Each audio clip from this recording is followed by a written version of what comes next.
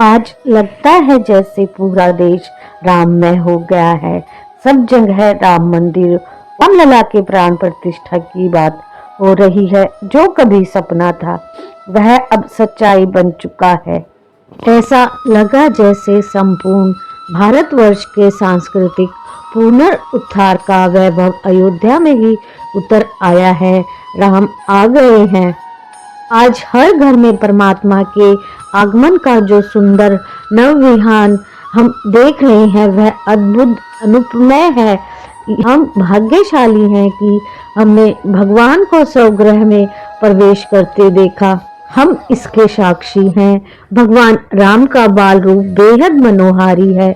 बाल रूप में जब भगवान दशरथ जी के आंगन में खेलते थे, अयोध्या में स्थापित प्रतिमा बाल रूप और उनके युवा रूप के बीच के माधुर्य को प्रकट करती है। भक्तों, पर्यटकों, विद्वान, जिज्ञासुओं के लिए अयोध्या धाम अब दर्शन और आध्यात्मिकता का केंद्र है, क्योंकि हरि अनंत, हरि कथा अनंता। पौराणिक ऐतिहासिक पुनरुत्थान के लिए अब तक के जितने भी कार्यक्रम हुए हैं, रामलला के मंदिर का प्राण प्रतिष्ठा कार्यक्रम उन सब में अनूठा, अद्भुत और भव्य रहा।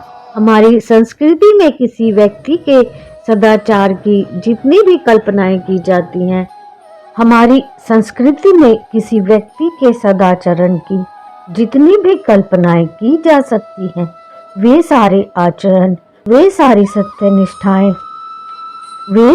सत्यनिष्ठाएं प्रभु श्री राम के आचरण में हैं।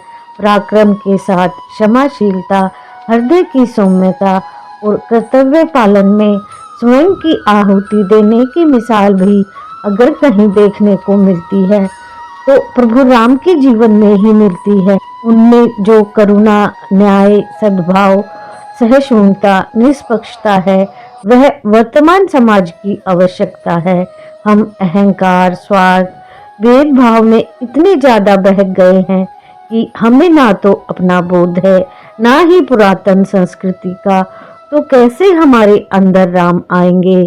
भरत के राम तो उनके अगाध प्रेम के वशीभूत होकर अयोध्या लौट आए थे। हमारे रामलला 500 वर्षों के बाद अपने घर में आ गए हैं।